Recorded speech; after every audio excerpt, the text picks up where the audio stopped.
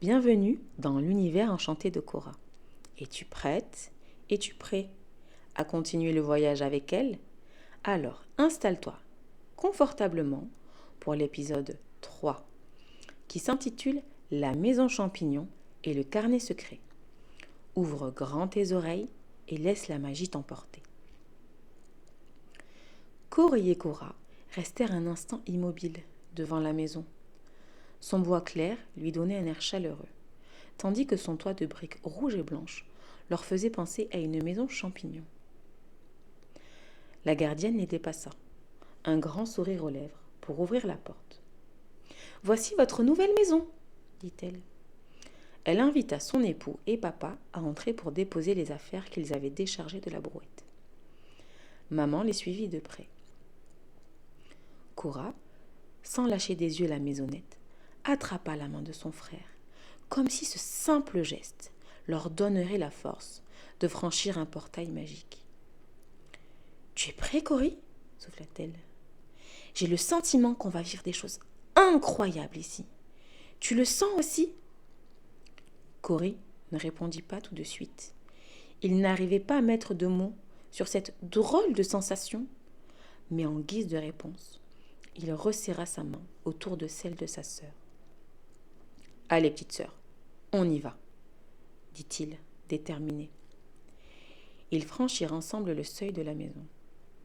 Aussitôt, une impression étrange les enveloppa, comme s'ils avaient traversé une bulle invisible. Ils échangèrent un regard, se demandant si l'un et l'autre avaient ressenti la même chose. L'intérieur était entièrement en bois, du sol aux meubles, ce qui donnait une chaleur particulière, presque vivante, comme si la maison elle-même était heureuse de les accueillir. Une grande baie vitrée, au fond, donnait sur la forêt. Les rayons du soleil filtraient à travers de longs rideaux, illuminant chaque recoin du rez-de-chaussée. « Alors les enfants, ça vous plaît ?» demanda maman. Pas de réponse. Les enfants étaient trop absorbés par leur exploration. Papa reprit, amusé. « C'est une belle maison, n'est-ce pas? Et en plus, nous avons une surprise. » Immédiatement, les deux enfants braquèrent toute leur attention sur leurs parents. Ces derniers éclatèrent de rire devant leur impatience. « Bon, on ne va pas faire durer le suspense, » continua papa. « Cory, tu en rêves depuis longtemps déjà. Tu vas avoir ta chambre rien qu'à toi. » Les yeux de Cory s'agrandirent. « Sérieusement ?» Maman acquiesça, le sourire aux lèvres. « Oh, merci !» s'écria-t-il avant de détaler dans l'escalier pour aller à l'étage. Cora resta figée quelques secondes. Ne plus partager sa chambre avec son frère, cela lui faisait bizarre. Puis, soudain, elle bondit à son tour dans l'escalier. « Attends, je veux choisir ma chambre aussi. Tu vas prendre la meilleure, j'en suis sûre. » Les adultes éclatèrent de rire en les voyant se chamailler joyeusement. La gardienne en profita pour prendre congé. « Nous allons vous laisser vous installer tranquillement. J'ai préparé quelques plats dans le frigo et je vous ai fait des petites courses. Si vous avez besoin de quoi que ce soit, vous savez où me trouver. » Maman la remercia chaleureusement en s'excusant pour ses enfants qui étaient partis sans dire au revoir. En haut, Cory s'était déjà jeté sur le lit d'une chambre pour marquer son territoire. « C'est pas juste, » protesta Cora. « Forcément, t'as déjà choisi. » « Fallait être plus rapide, » répondit-il avec un sourire taquin, avant de tourner son regard vers la fenêtre qui donnait sur la lisière de la forêt. Cora, attendrie de voir que son frère acceptait enfin leur déménagement, décida de lui laisser la chambre qu'il avait choisie sans faire d'histoire. Elle se rendit donc dans la seconde pièce, plus petite mais lumineuse, avec un lit au centre de la pièce et une table qui pourrait servir de bureau. Elle déplaça le lit près de la fenêtre pour mieux voir la forêt et installa son futur bureau juste à côté. C'est alors qu'elle remarqua un morceau de parquet abîmé. Intriguée, elle tira dessus et le plancher céda. pensa-t-elle, croyant avoir déjà cassé quelque chose. Mais au fond du petit trou se cachait un objet. Elle tendit la main et en sortit un petit carnet noir. Elle l'ouvrit. Vide. Il était complètement vide. Avant qu'elle ne puisse réfléchir davantage, la voix de maman résonna dans la maison. « Les enfants, à table !»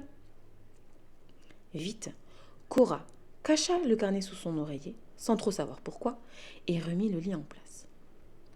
En bas, le dîner, préparé par la gardienne, les attendait.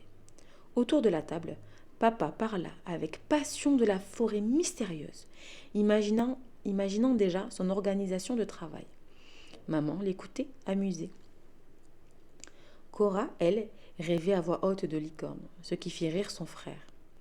Mais derrière ces taquineries, on sentait que Corée n'était pas complètement insensible à cette idée. La nuit tomba. Au moment de se coucher, Corée découvrit Cora dans l'embrasure de sa porte. « Corée, je peux dormir avec toi ? C'est trop bizarre de plus être dans la même chambre que toi. » Il leva les yeux vers elle. Elle portait son pyjama préféré, celui avec des licornes. Comment aurait-il pu dire non à sa petite sœur ? « Bon, d'accord, mais tu prends pas toute la place, hein, et surtout, chut, pas un mot, tu dors. » Ravie, Cora se glissa à ses côtés. Le silence s'installa, rythmé par la respiration tranquille de la maison. Mais Cora tendait l'oreille. Elle crut entendre un bruissement, ou un souffle, ou un craquement peut-être. « T'as entendu ?» murmura-t-elle. « C'est sûrement le vent ou un animal, répondit Corée en lui tournant le dos. « Allez, Cora, dors !» Quelques minutes plus tard, son frère s'endormit. Mais elle, non, impossible. Le bruit revint, plus net. Alors, sans un bruit, elle descendit vers la baie vitrée. Son cœur s'emballa. Dehors, une étrange lumière verte, pâle et tremblotante scintilla dans l'obscurité avant de s'éteindre aussitôt. Puis, le bruit lointain de sabots.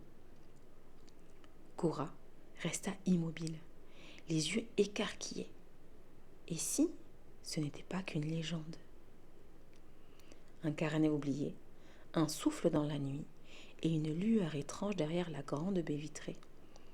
La magie frapperait-elle déjà à la porte de Cora et Corée ?